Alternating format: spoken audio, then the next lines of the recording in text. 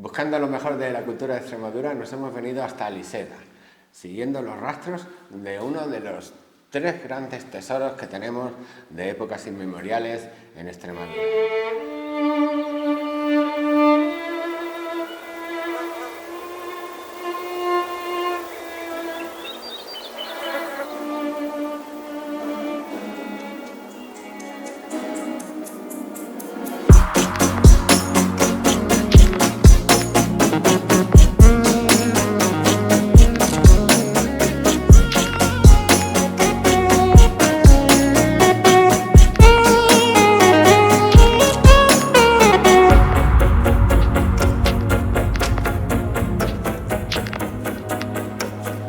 Siguiendo el rastro de los grandes tesoros de Extremadura, nos hemos venido hasta Liseda.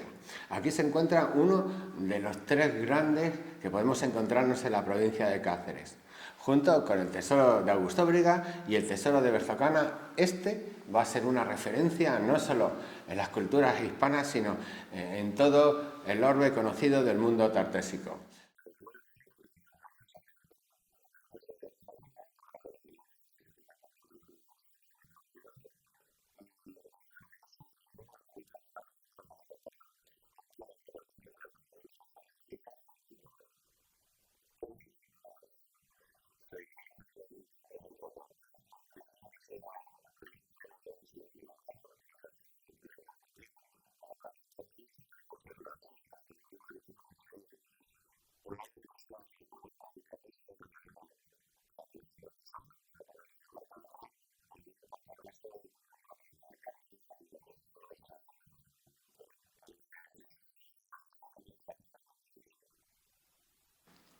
Hola, Fran. Buenos días, Miguel.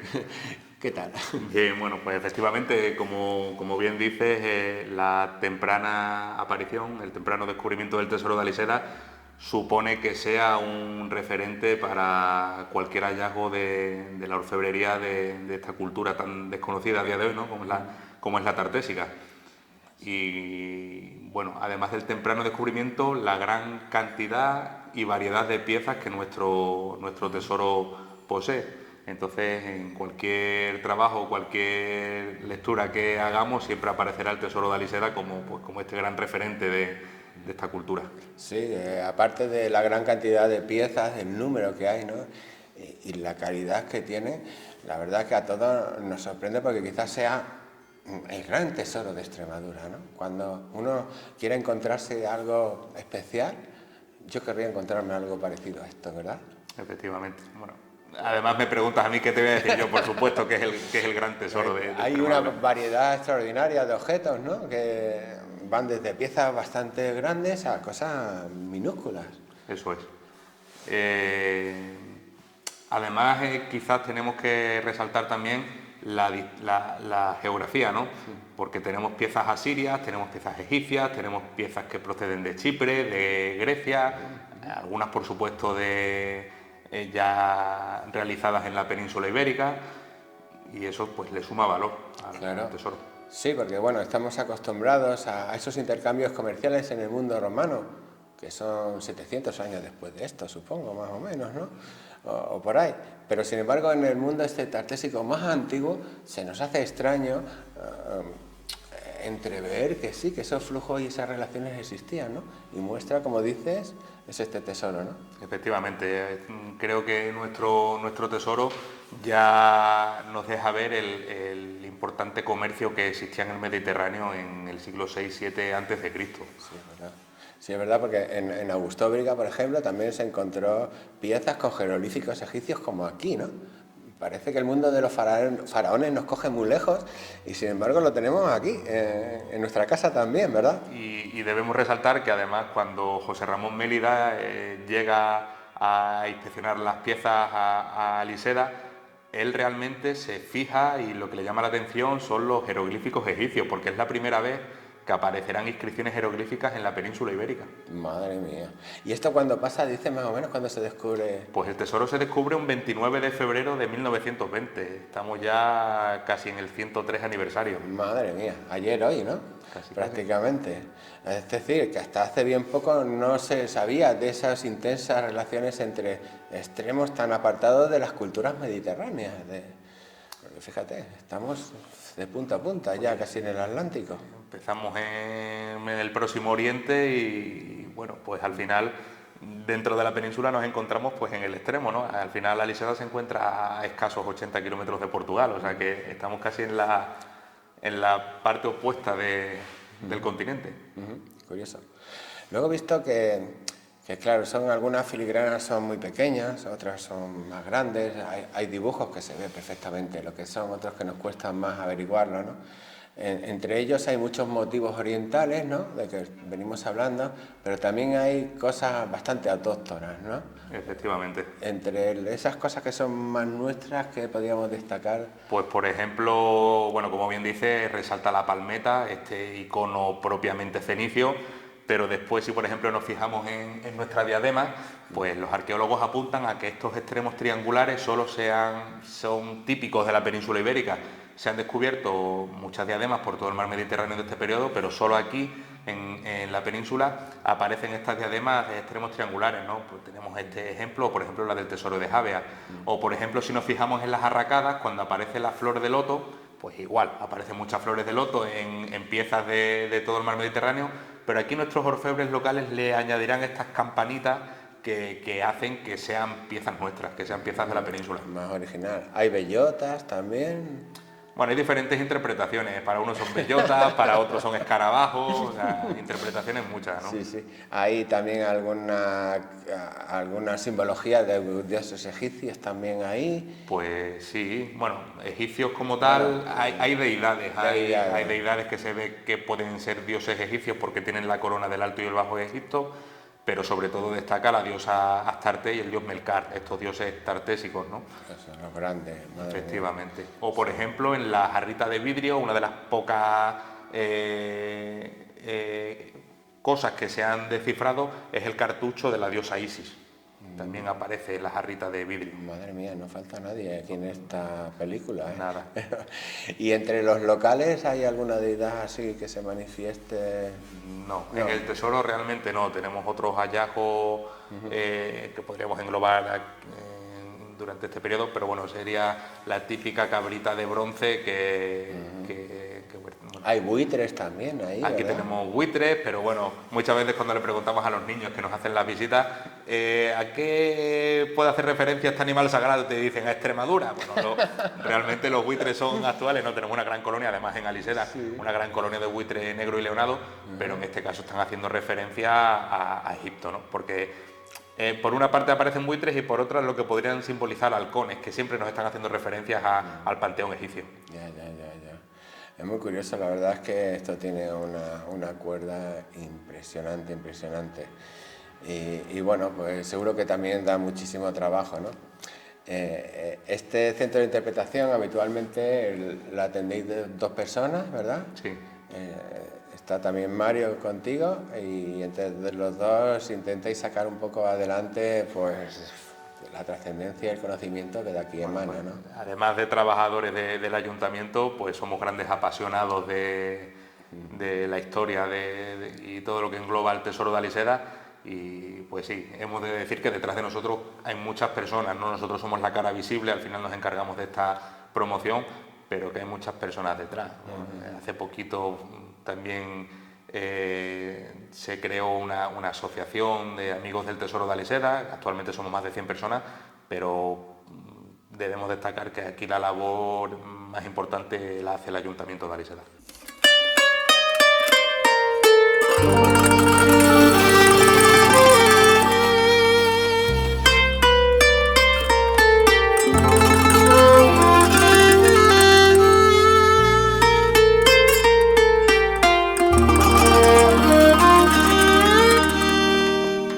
El tesoro de Aliseda está compuesto de 354 piezas de oro, plata, bronce y piedras preciosas y semipreciosas. Las últimas investigaciones apuntan a que se trata de un enterramiento como resultado de una ofrenda, quizás a los dioses, y bueno, pues dentro de las joyas podemos encontrar piezas que podrían pertenecer a una dama, las que pertenecerían a un varón y aquellas que pertenecen a alguna especie de ritual.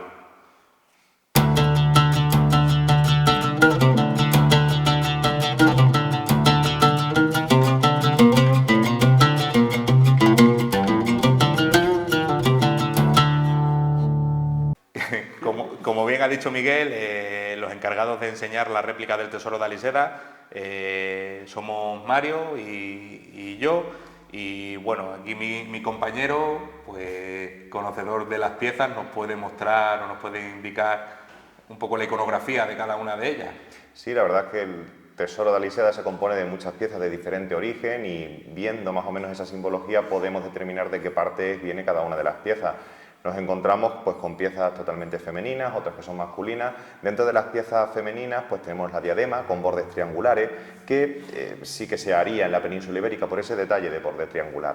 También tenemos las arracadas, que aparecen flores de loto en ellas. Muchas veces choca el encontrarnos esa iconografía típica orientalizante en piezas hechas en la península ibérica. Pero claro, teniendo en cuenta que los fenicios venían hasta la península ibérica y aquí enseñaban, pues ahí se ve esa representación. Y el detalle de las trompetillas que salen de los pendientes de las arracadas, pues sería como seña única de aquí, de la península. También nos encontramos con 3 grandes collares, el de abajo con mucha simbología, cabezas de serpiente, el animal que representa los ciclos en la naturaleza.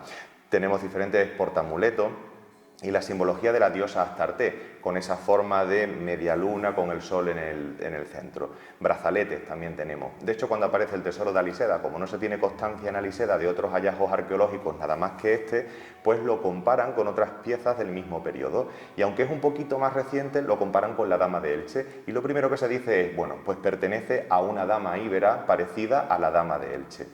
Así que esas son las primeras cosas que se dicen acerca del tesoro. Con respecto a la demás iconografía, muchísima presencia de Egipto.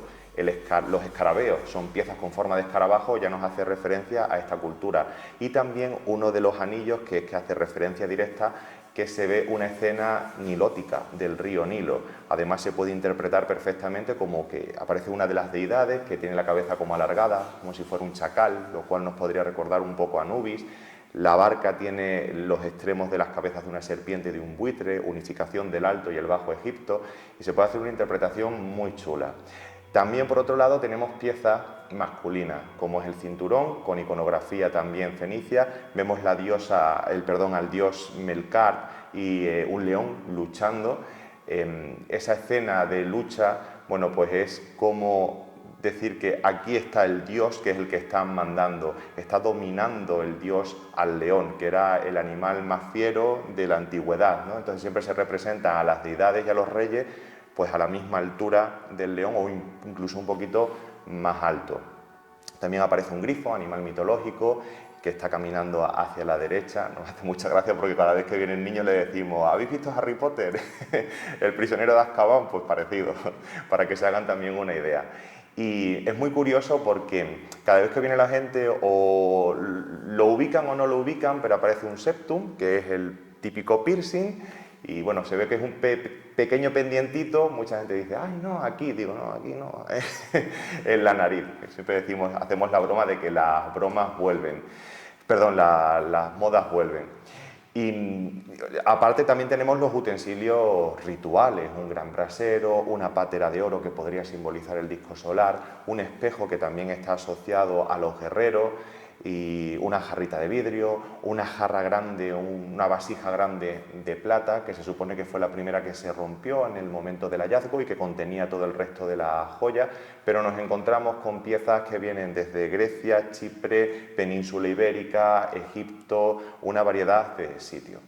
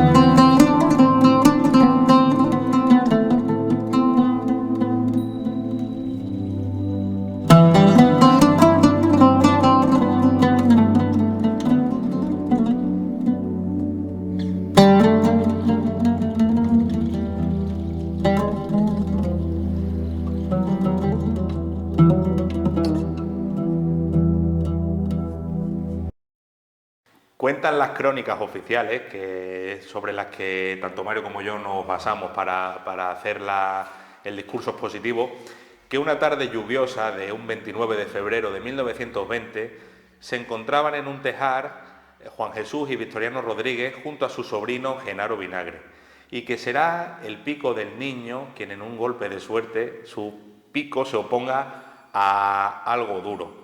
El niño desentierra lo que sería una pieza de oro e ingenuo de él se la enseña a sus tíos. A partir de ahí empieza una intrahistoria que todos desconocemos porque nadie estábamos allí, pero donde finalmente parece ser que al niño lo mandan a casa y serán los hermanos los que se postulen como únicos descubridores del tesoro de Aliseda. Sí es verdad que aquí empieza una especie de, no sabemos muy bien si enfrentamiento entre el niño y los hermanos para ver quién era el descubridor o quién podría obtener una recompensa que el Estado daba a la hora de entregar el tesoro. A partir de ahí, bueno, pues hay una serie de historias. Uno de los hermanos se va a Cáceres e intenta vender el tesoro a unos joyeros de la capital. Se cuenta cómo parte de estas piezas se venderá a una familia de portugueses que van hacia Lisboa, otras que se fragmentan y se pierden en la corriente cuando están lavando las joyas en el arroyo Cagancha. Y bueno, cuando las autoridades se hacen eco del descubrimiento y empiezan con la investigación, le empiezan a salir novias al tesoro. Ya no solo están los hermanos y el niño como únicos descubridores. Aparece Leopoldo Zugasti, el secretario del Ayuntamiento de Aliseda, y dice: un momento, que las tierras sobre las que estáis trabajando es terreno comunal, pertenecen al Ayuntamiento de Aliseda, por tanto esas joyas pertenecen al Ayuntamiento y no a vosotros. Aparece después, claro, los joyeros que tienen una factura y dicen: parad, que en el momento en el que me vendéis las joyas son mías, tengo una factura donde dice que me habéis vendido X onzas de oro. Y por último aparece un fraile franciscano, Isidoro de Acemel, que alguien bajo secreto de confesión le entrega el lote de joyas y no sabemos muy bien qué ocurre, pero el fraile entrega las joyas y pone la mano. Dice: oye, que he faltado a mi secreto profesional y creo que merezco también parte de esta recompensa. Por tanto, nos encontramos con 4 entes. Por una parte están los hermanos y el niño, por otra parte está el Ayuntamiento de Aliseda, por otra parte los joyeros y por último el fraile franciscano. Se inicia un procedimiento judicial y no sabemos muy bien qué ocurrirá en estos 6 años, puesto que hasta 1926 no se resuelve el juicio. Cuando en un momento dicen que es el niño quien descubre el tesoro, finalmente la recompensa la recibirán Juan Jesús y Victoriano, sus tíos. A partir de ahí, el tesoro de Aliseda caerá en un silencio abismal hasta que en 2013 se empezará con esta interpretación patrimonial, como es el Festival del Tesoro de Aliseda de la Leyenda, un festival que se celebra en Aliseda todos los primeros fines de semana de agosto, e iniciamos a poner en valor tanto el Tesoro de Aliseda como su entorno arqueológico por parte de la población local. Cabe destacar que nuestro centro de interpretación se lleva explotando desde el 2002. Estamos ya en el 20º aniversario de nuestro centro de interpretación.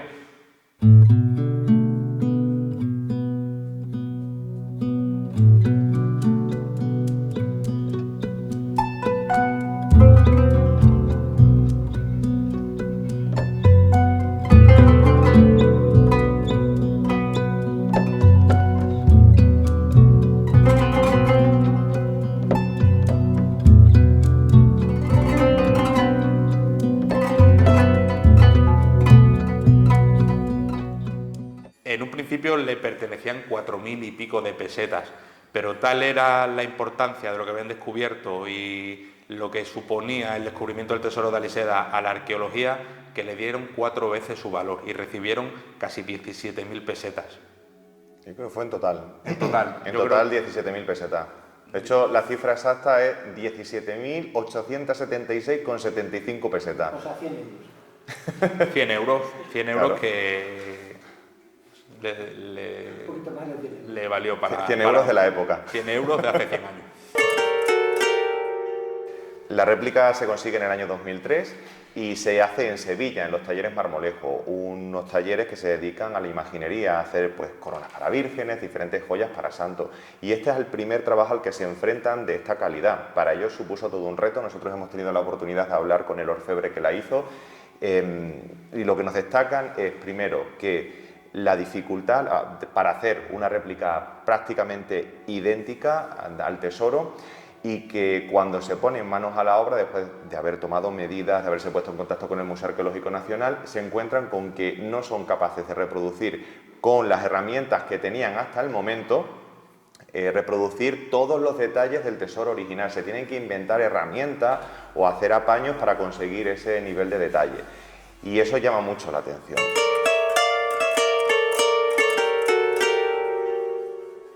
El hecho de que haya técnicas que no se puedan reproducir, técnicas antiguas que no se pueden reproducir en la actualidad, o se han perdido, y de ahí le viene ese valor incalculable al tesoro, o digamos que hemos mecanizado tanto, hemos simplificado otras que actualmente, bueno, pues ya no se llevan esas técnicas que antaño sí que eran, bueno, auténticas joyas per se, no sé cómo definirla. Y podríamos destacar que nuestra réplica es un 10% más grande que el original, o sea que en teoría tendría que haber sido un poquito más sencillo realizar la réplica que el original, y aún así no tenían estas máquinas tan precisas para poder recrear lo que nuestros orfebres de hace 2500 años hicieron. En cuanto a la técnica, bueno, pues algunas se habrán perdido, pero también podemos destacar la similitud que tiene algunas piezas del tesoro de Aliseda con nuestro aderezo del traje típico regional. Los grandes pendientes de brasero, ¿no?, hacen un poco referencia a nuestras arracadas, y después los cascabeles que aparecen en el tercer collar, pues sí que nos pueden recordar al collar del aderezo del traje típico. O sea que algunas de las técnicas sí que se repiten. Han evolucionado hasta bien.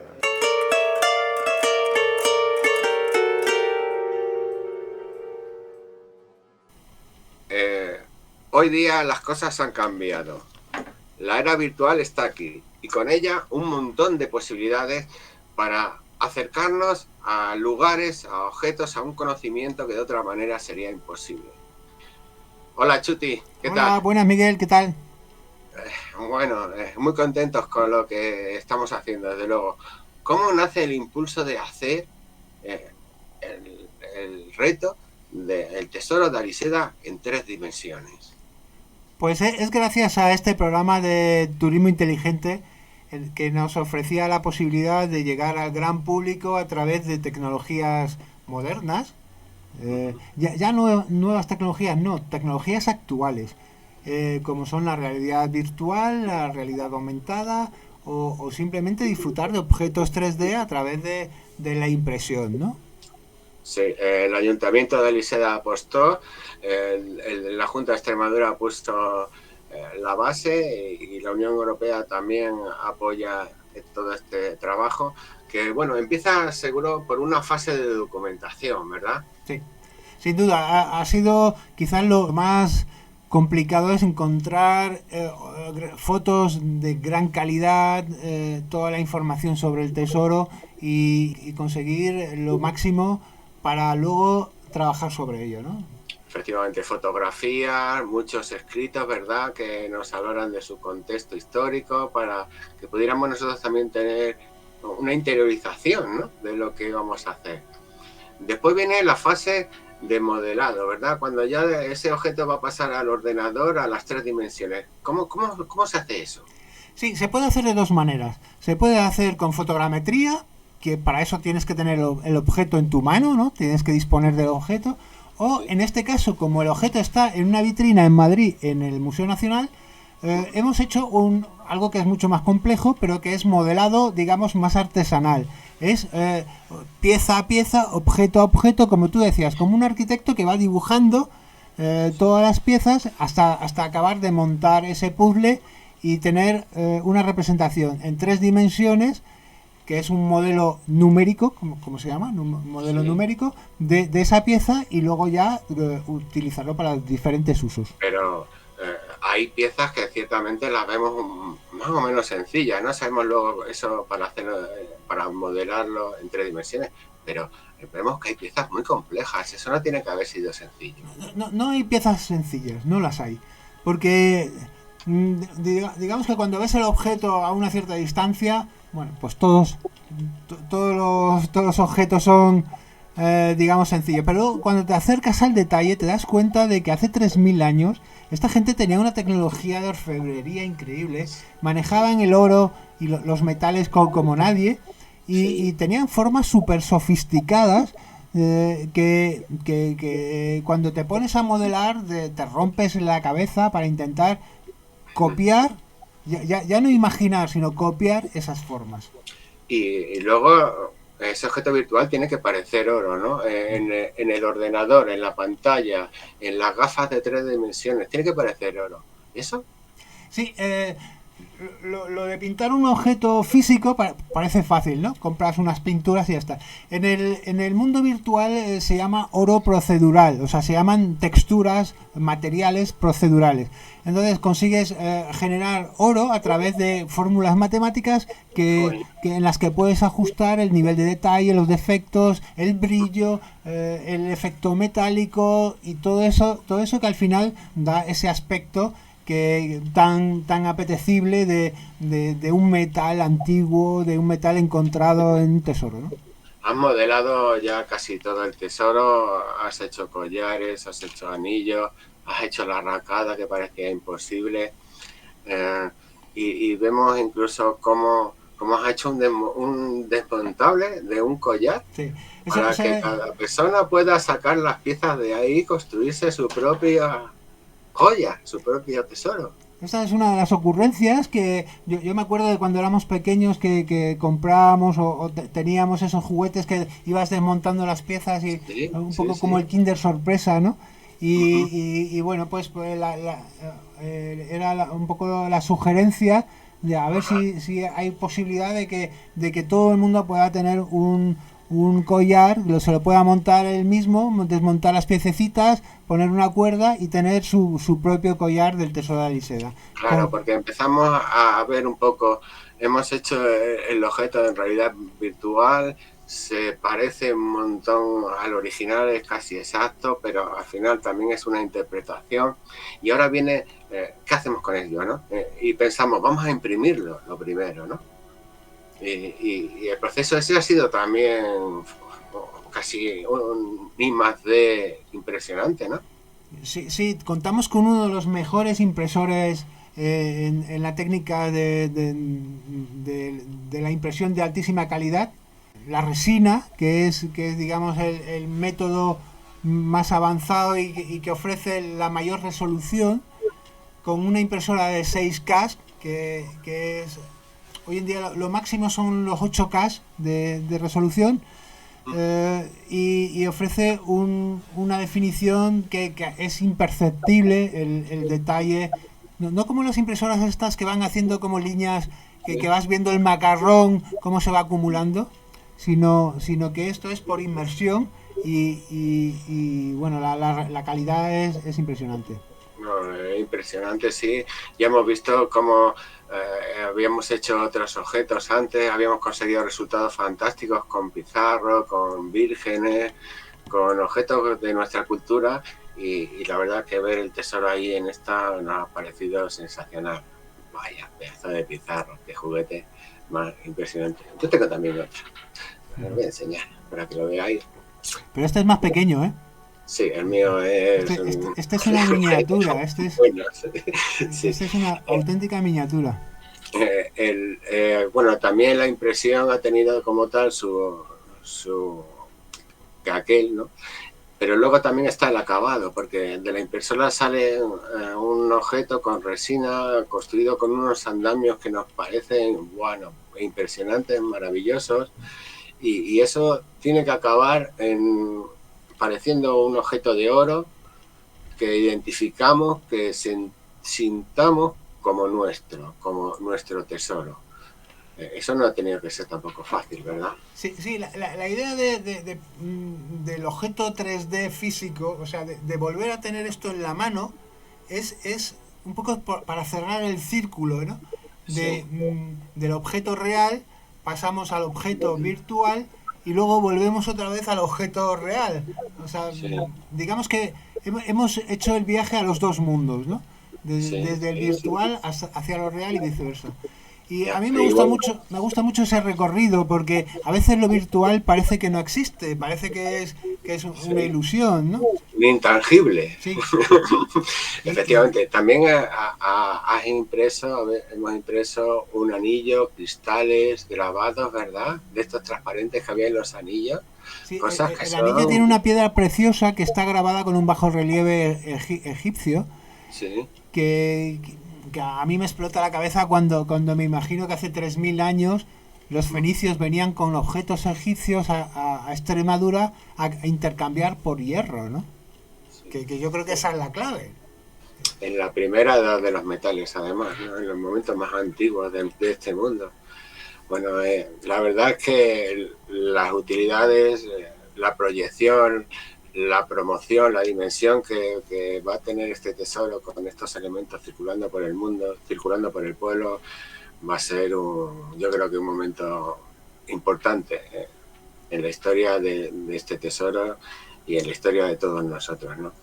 Con una invitación a ese viaje virtual en el que comenzamos, nos despedimos en este... Yo no quería acabar antes de decir que el Tesoro de Aliseda debería ser conocido por todos los extremeños, debería ser disfrutado por toda la gente que tiene sensibilidad y que tiene las ganas de conocer el misterio de la antigüedad y que os invito a todos a visitarlo en Aliseda, visitarlo en Madrid si podéis y también a meteros en el mundo tartésico que tanto nos tiene que dar de historias y de aventuras de esta península ibérica prerromana en la que todavía no nos hemos metido bien a fondo, que todavía nos tiene que deparar muchas alegrías y muchas historias y que nosotros estamos comprometidos con el mundo tartésico. Hay diferentes formas de realizar réplicas y yo siempre se lo explico sobre todo a los niños, ¿no? En este caso, bueno, pues yo creo que no habría problema a la hora de diferenciar una copia del original. Cuando visitamos el original, bueno, aunque este está súper bien conseguido, pero decimos, estamos ante el original. Pero sí que se evita hacer una réplica exactamente igual para evitar este tipo de confusiones.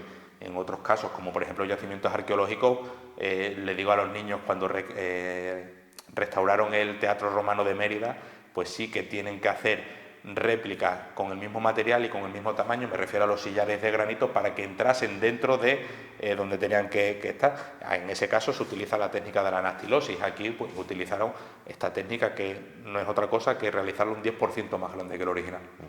Hay algún pequeño detalle también en cuanto a la diferencia en uno de los escarabeos, que aparece en el original de color rojo y aquí aparece de color amarillo, pero bueno, son detalles que además el orfebre nos lo dice. No hay que hacer algo exactamente igual porque estaríamos hablando de falsificación. De hecho, le exigían esos requisitos.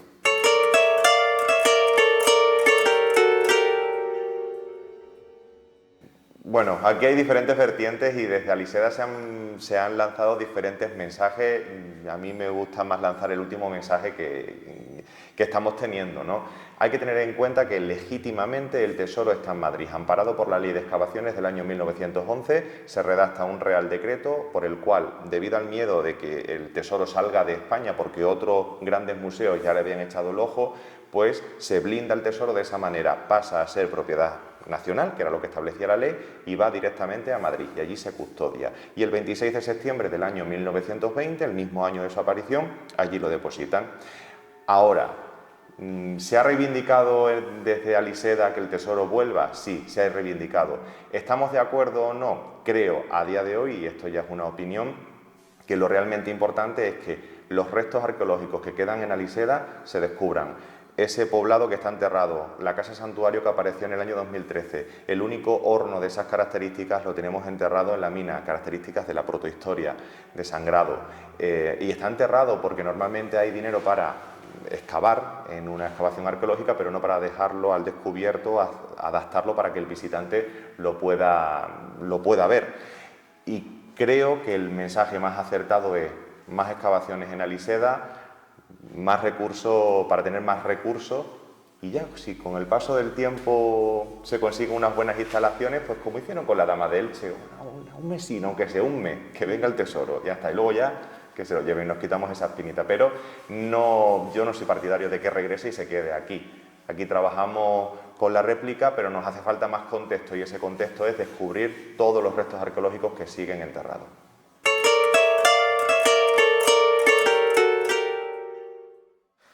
Realmente cuando hablamos del contexto histórico, pues por los diferentes hallazgos arqueológicos empezamos como del final al principio, porque lo primero que aparece en 1920 es el tesoro de Aliseda, y nadie se explica por qué un tesoro de época fenicio-púnica orientalizante, que debería de estar por Cádiz, por Levante, por Huelva o por ahí, aparece a 400 kilómetros al interior de la costa. Y bien, pues ahí está esta gran incógnita. Hasta que en 1995, cuando se instalan en lo alto de la Sierra del Aljibe unas antenas de telefonía móvil, descubren que en estos movimientos de tierra están destruyendo paredes. Paran las obras, llaman a un grupo de arqueólogos de la Universidad de Extremadura, el grupo de investigación Pretagu, liderado por el catedrático Alonso Rodríguez y su equipo, a los que tenemos que agradecer el 90% de lo que conocemos, ¿no?, de nuestro tesoro. Y lo que descubren es que estos restos arqueológicos no es otro que un poblado de época protohistórica que podrían tener unas dimensiones de 4 o 5 hectáreas. Entonces, a partir de 1995, 75 años más tarde, decimos, vale, ya sabemos por qué hay un tesoro oculto en el valle, porque en lo alto de la sierra existía un poblado de estas características. Afortunadamente, estos proyectos de investigación siguen y estos arqueólogos descubren con el paso de los años un horno de sangrado en la mina Pastora, el segundo tesoro, ¿no?, que tenemos en Aliseda, donde se descubre que nuestros Tartesos, aunque nos encontrásemos ahí un poco en la periferia, ¿no?, de lo que es el reino de Tartesos, pero bueno, encuadrados dentro del tiempo del tesoro, trabajaban el mineral de nuestra mina. Nuestra mina es de hierro y nuestro tesoro se encuadra dentro de la edad del hierro. Por tanto, posiblemente nuestra familia poderosa llegase a nuestra zona para extraer el mineral que estaba descubriéndose, como era el hierro.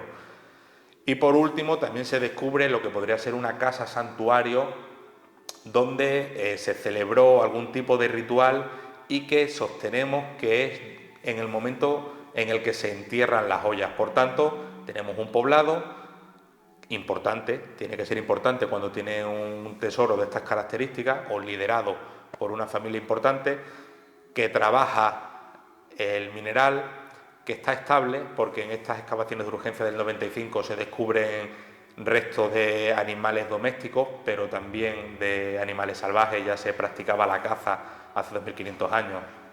Aparecen restos de huesos de cérvidos, colmillos de jabalíes. Sabemos que trabajan la tierra, que cazan, que extraen mineral y que este poblado tendrá una posterior ocupación romana. Por tanto, nuestros tartesos estuvieron en nuestra zona durante cientos de años. Se sostiene que quizás el enterramiento o el abandono de este territorio tartésico sería como en el resto de nuestra zona, en el siglo V a.C., cuando llega este ocaso de la civilización tartésica, se abandona, pero podríamos hablar de que nuestra zona estuvo ocupada por unos 200-300 años por esta gente llegada de Oriente.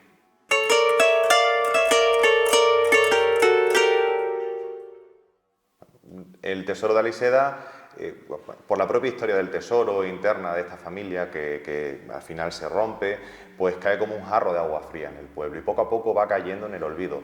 En el año 2003 se consigue la réplica, el museo se abre y sí que hay un boom de visitantes, gente de Aliseda que se interesa por el tesoro, pero no acaba de calar del todo. Sí que vemos, según las estadísticas, según se abre el Tesoro, el Museo del Tesoro, que tenemos un pico estable, pero empieza a decaer próximamente por el año 2013 aproximadamente.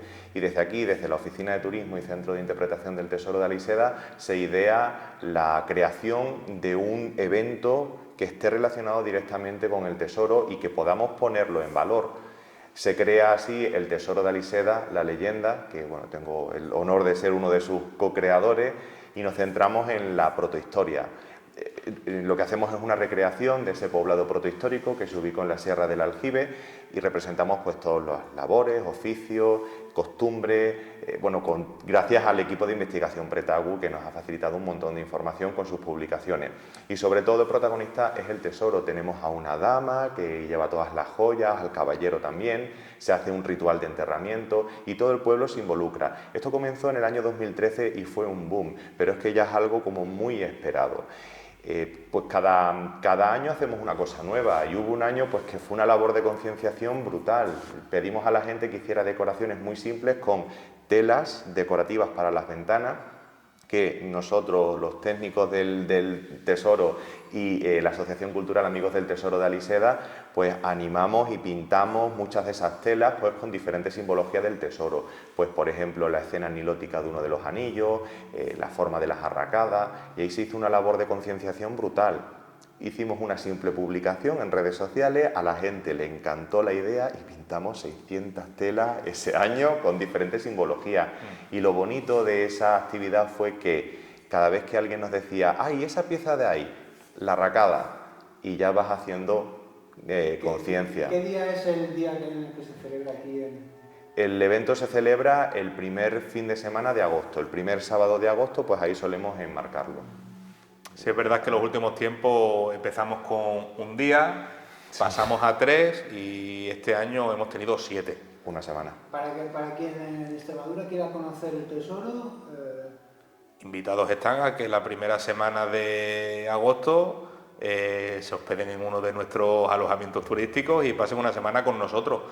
En este evento van a hacer muchos tipos de actividades, desde rutas turísticas, escuchar charlas de profesionales. Este año hemos tenido a veterinarios, hemos tenido a geólogos, especialistas en el periodo en el que nos encontramos.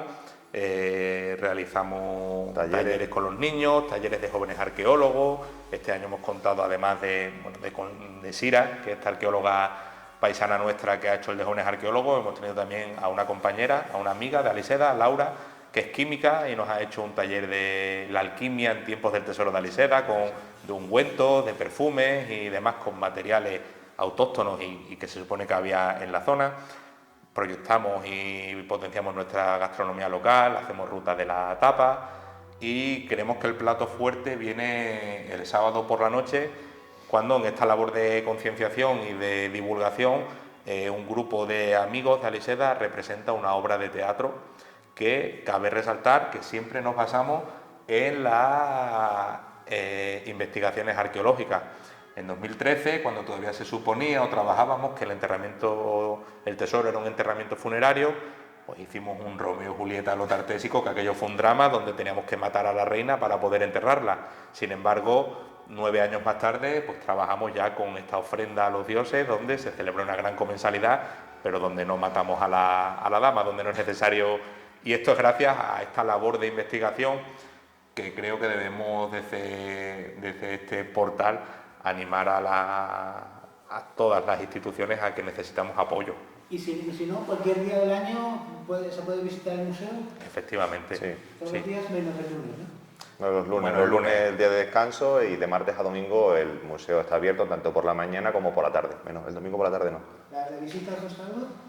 1,50 €. No, eso no lo digo. Pero no hay que decirlo porque va a subir de precio.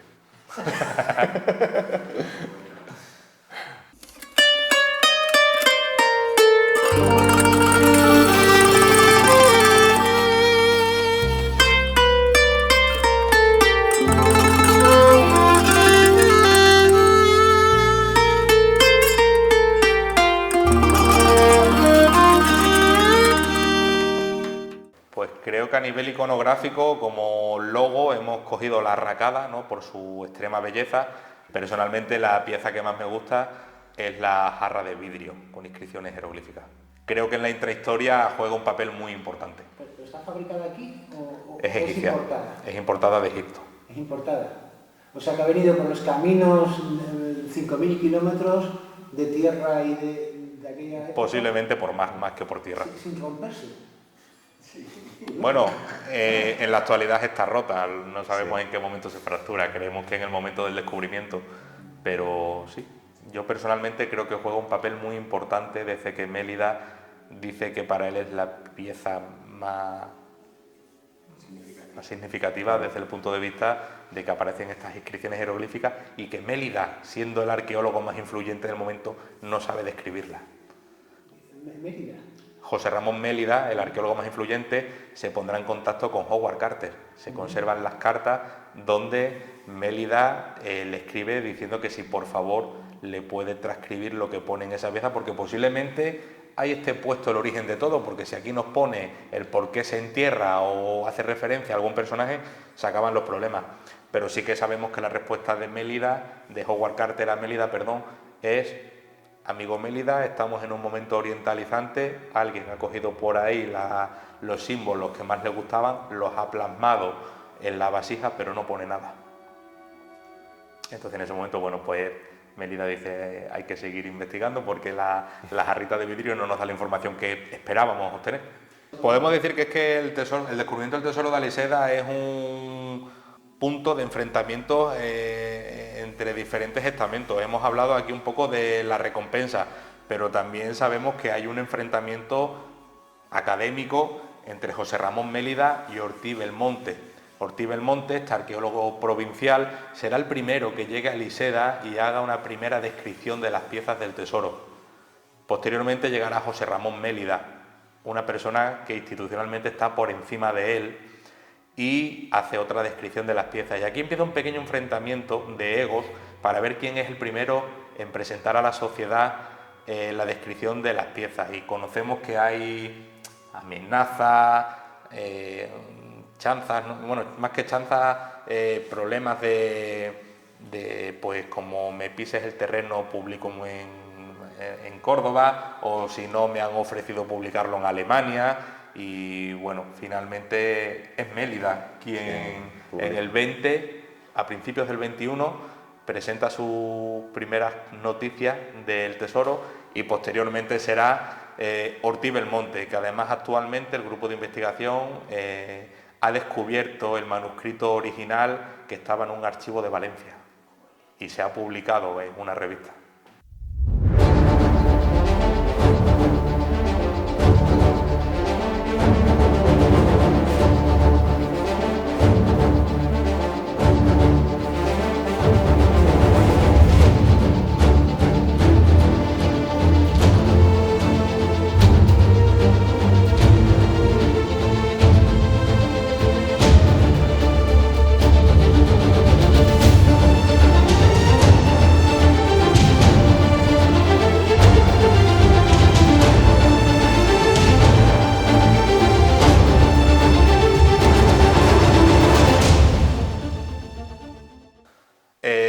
El tesoro tiene 1 kilo y pico de oro, 2 kilos y pico de plata, bronce, tiene piedras preciosas como la turquesa, ágata, amatista, jaspe, tiene pasta vítrea, que ya no tienen el mismo valor,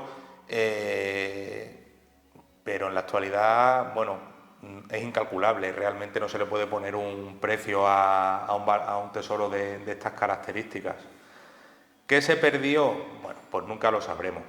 Nunca lo sabremos porque, repito, que nadie estuvimos allí, pero sí que, por ejemplo, en uno de los inventarios que se hacen cuando las piezas duermen una noche en casa de Eliseo Barriga, del alcalde, en este inventario parece ser como ponen como una cabrita de oro, una cierva de oro, que no sabemos el paradero, no sabemos dónde está. Piezas se perderían, más las que se vendieron, más las que se perdieron en la corriente. Y bueno, Ortiz Belmonte, por ejemplo, sostiene que bueno, la diadema, ya vemos todas las oquedades que tiene en los extremos triangulares, tendrían piedras preciosas puestas, todas las rosetas estarían rellenas de turquesas, y Ortiz Belmonte sostiene que toda la parte de las arracadas, donde están las trompetillas y demás, también estarían incrustadas de piedras preciosas que posiblemente se perdieron en el momento de lavarlas.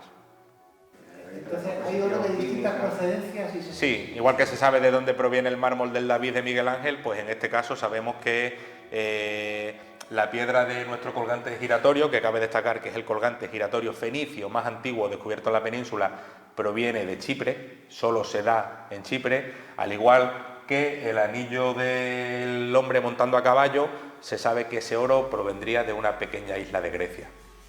Por eso son estudios ajenos a nosotros. Nosotros leemos y exponemos lo que hay en documentos siempre científicos.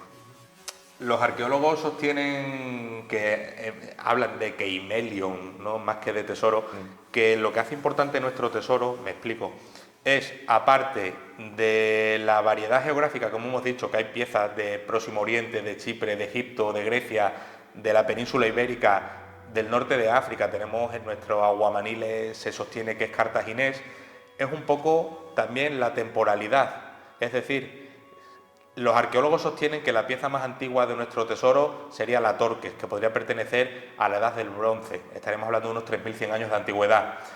Y a partir de ese momento, nuestra familia, estamos como ante unos coleccionistas de arte.